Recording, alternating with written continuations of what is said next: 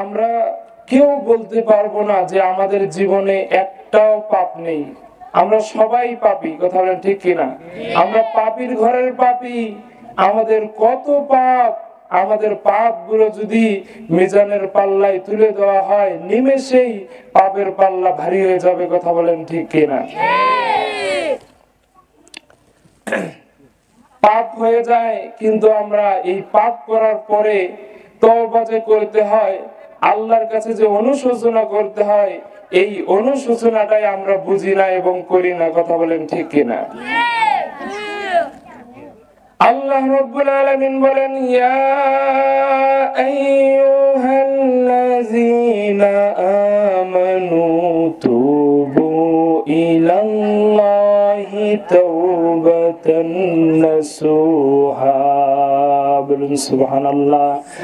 আল্লাহ রাব্বুল আলামিন ডাক দিয়ে বলেন, ও আমার দুনিয়ার গোলাম, তোমাদের ভিতরে যখন তোমরা কোন অন্যায় করে ফেলো, কোন পাপ করে ফেলো, যখন তোমরা আল্লাহর আদেশের অবাধ্য হয়ে যাও, তোমরা হয়তো বা ভাবো এই পাপ থেকে বাঁচার কোনো উপায় নাই, কিন্তু আমার গোলামেরা তওবা ইলাল্লাহ, যদি তওবার মতো তওবা করো, শোনো, তোমার পাপ যত বড়ই হোক, তোমার পাপ যদি হয় খালের পানির সমান, বিলের পানির সমান, তোমরা জেনে নিও আল্লাহর ক্ষমা সাগরের পানির সমান। বলুন সুবহানাল্লাহ। আল্লাহ রাব্বুল আলামিন বলেন, ও আমার গোলাম, তোমাদের পাপ যদি হয় সাগরের পানির সমান, তোমরা জেনে রেখো তোমাদের রবের ক্ষমা ওই আকাশের সমান। বলুন সুবহানাল্লাহ। আল্লাহ আবার ডাক দিয়ে বলেন, ও আমার গোলাম, যদি তোমরা কল্পনা করো, ভাবো তোমাদের পাপগুলো আকাশের সমান, তাহলে গোলাম শুনে রাখো তোমাদের রবের ক্ষমা তার আরশের সমান। সুবহানাল্লাহ ওয়া বিহামদিহি। আমরা কখনো ক্ষমা চাই? আল্লাহর কাছে ক্ষমা চাই। সবাই পাপী। আল্লাহ রাব্বুল আলামিন বলেন, গোলামেরা, দুনিয়ার বুকে তোমরা শয়তানের অচোচায় পড়ো, কারণ শয়তান দুনিয়ার বুকে তোমাদের প্রকাশ্য শত্রু। শয়তান সে নিয়ত করেছে, সে তোমাদের ডান দিক থেকে, বাম দিক থেকে, সামনে থেকে, পেছন থেকে তোমাদের রগের শিরায় শিরায় ঢুকে তোমাদেরকে বিভ্রান্তি করবে, আর তোমরা ভুল করে ফেলবা। আল্লাহ রাব্বুল আলামিন বলেন, শয়তান তুই আমার বান্দাদেরকে যতই ওয়াসওয়াসা দেস, ভুলের ভিতরে ফেলাস, যখন আমার বান্দারা এই ভুল সংশোধনের জন্য আমি রবের কাছে তওবার মতো তওবা করবে, আমি রব আমার বান্দার সব গুনাহগুলোকে মাফ করে দেব। বলুন সুবহানাল্লাহ। আল্লাহ তাআলা কেমন ক্ষমাশীল আপনি একটা দৃষ্টান্ত দিলেই বুঝতে পারবেন। আল্লাহ রাব্বুল আলামিন তিনি জাহান্নামের ভিতর থেকে দুইজন জাহান্নামী আসামিকে তুলবেন। কয়জন আসামি? দুইজন আসামিকে তোলার পরে রব্বুল আলামিন জাহান্নামের আগুন থেকে তাদেরকে দূরে রাখবেন। তারা যখন জাহান্নামের আগুন থেকে নিষ্কৃতি পাবে, তারা তখন জাহান্নামের আগুন থেকে মুক্তি পাওয়ার পরে তারা অনেক শান্তির ভিতরে থাকবে। এরপর আল্লাহ রব্বুল আলামিন আবার ওই দুইজনকে আদেশ করবেন, যা জাহান্নামে লাফিয়ে পড়। একজন আল্লাহর আদেশ শোনার সাথে সাথে দৌড় দিয়ে গিয়ে জাহান্নামে লাফিয়ে পড়বে, আর একজন ধীরে ধীরে যাবে আর বারবার রবের দিকে তাকাবে, বারবার আল্লাহর দিকে তাকাবে, আল্লাহর চেহারার দিকে। আল্লাহ রাব্বুল আলামিন এই দুইজনকে আবার জাহান্নামের ভিতর থেকে তুলবেন। তুলে প্রথম জনকে জিজ্ঞেস করবেন, কেন তুমি জাহান্নামে দৌড় দিয়ে লাফ দিলা? তুমি তো জানো জাহান্নাম খারাপ জায়গা, তুমি তো জানো জাহান্নাম যন্ত্রণার জায়গা, তুমি তো জানো জাহান্নাম কষ্টের জায়গা, তুমি তো জানো জাহান্নামের ভিতরে আযাব দেওয়া হয়, তুমি তো জানো জাহান্নামে যদি একবার কেউ চলে যায় তাকে কঠিনতম শাস্তি দেওয়া হয়। কেন তুমি জাহান্নামে দৌড় দিয়ে লাফ দিলা? তুমি তো একটু বিলম্ব করেও জাহান্নামে যেতে পারতা। এইবার ওই ব্যক্তি আল্লাহর কাছে ডাক দিয়ে বলে, রব্বুল আলামিন, আমি জানি জাহান্নাম খারাপ জায়গা, আমি জানি জাহান্নাম কষ্টের জায়গা। মালিক গো, পৃথিবীর বুকে থেকেছি, কত না আলেমের কাছ থেকে আপনার সম্পর্কে জেনেছি, কত না কোরআনের মাহফিল শুনেছি, কত না তাফসীর শুনেছি। রব্বুল আলামিন, দুনিয়ার বুকে আপনার একটা আদেশ মানি নাই। ও আল্লাহ, এই প্রথম আপনি আমাকে জাহান্নামে যেতে বলেছেন। ও আল্লাহ, দুনিয়ার বুকে কোনো আদেশ মানি নাই, আজকে আপনি যখন জাহান্নামে যেতে বললেন, আপনার এই আদেশটা মানার জন্য আমি জাহান্নাম খারাপ জায়গা জেনেও জাহান্নামে লাফিয়ে পড়েছি। বলুন সুবহানাল্লাহ। আল্লাহ এবার ডাক দিয়ে বলবেন, গোলাম, কি তুই আমার আদেশ মানার জন্য জাহান্নামে লাফ দিয়েছিস? যা, আমি তোর জীবনের সব গুনাহগুলোকে মাফ করে দিলাম। সুবহানাল্লাহ বলেন। আল্লাহ বলবেন, যা, তুই এখন জান্নাতে চলে যা। এবার আল্লাহ দ্বিতীয় ব্যক্তিকে ডাক দিয়ে বলবে, তুমি জাহান্নামের দিকে যাও আর বারবার আমার চেহারার দিকে কেন তাকাও?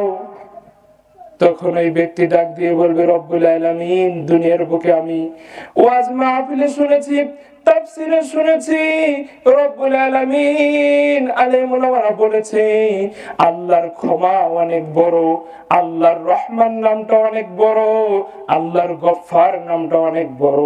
আল্লাহ এত বড় ক্ষমাশীল, কেউ যদি আকাশ পরিমাণ সাগরের পানি পরিমাণ পাপ করে, আল্লাহ তার সেই ক্ষমা কেউ মাফ করে দেয়। বলুন সুবহানাল্লাহ। বিশ্বনবী সাল্লাল্লাহু আলাইহি ওয়াসাল্লাম বলেন, তোমাদের পাপগুলো যদি সাগরের ফেনার মতো হয়ে যায়, সাগরের ফেনার মতো যদি তোমাদের কাছে পাপ থাকে, আর যদি তার ভিতরে শিরকের কোনো পাপ না থাকে, রব্বুল আলামিন সাগরের ফেনা পরিমাণ ক্ষমা নিয়ে তোমাদের সামনে হাজির হয়ে যাবে। বলুন সুবহানাল্লাহ। আল্লাহ তাআলা হাদিসে কুদসির ভিতরে বলেন, ও আমার বান্দারা, তোমরা যদি আমায় রবের কাছে এক বিঘত আসতে চাও, এক বিঘত, আমরা এই আঞ্চলিক ভাষায় যাকে বলি 1 টাকা, 1 টাকা। আল্লাহ রাব্বুল আলামিন বলেন, কেউ যদি এই 1 বিঘত বা 1 টাকা আমি রবের কাছে আসে, শুনে রাখো, আমি রব তার কাছে 1 হাত চলে যাই। বলুন সুবহানাল্লাহ। রাব্বুল আলামিন বলেন, আমার কোন বান্দা যদি আমার কাছে 2 হাত আসে, আমি রব আমার ওই বান্দার কাছে হেঁটে হেঁটে চলে যাই। বলুন সুবহানাল্লাহ। আল্লাহ বলেন, আমার বান্দা যদি আমার কাছে হেঁটে হেঁটে আসে, আমি আমার বান্দার কাছে দৌড় দিয়ে চলে যাই। বলুন সুবহানাল্লাহ। যা বলতেছিলাম, আল্লাহ রাব্বুল আলামিন দ্বিতীয় ব্যক্তিকে জিজ্ঞেস করবেন, ও গোলাম, তুমি কেন জাহান্নামের দিকে যাও আর আমার চেহারার দিকে তাকাও? তখন আল্লাহর এই গোলাম ডাক দিয়ে বলবে, রব্বুল আলামিন, আল্লাহ, দুনিয়ার বুকে তাফসীর শুনেছি, দুনিয়ার বুকে আলেম ওলামার কাছে শুনেছি, আপনার চেহারায় নাকি রহমান আসে, আপনার চেহারায় নাকি গফফার ভেসে ওঠে। ও আল্লাহ, আমি আপনার চেহারার দিকে এই জন্য তাকাই, রব্বুল আলামিন, আপনার চেহারার দিকে তাকিয়ে আপনার চেহারায় আমি ক্ষমা খোঁজার চেষ্টা করি।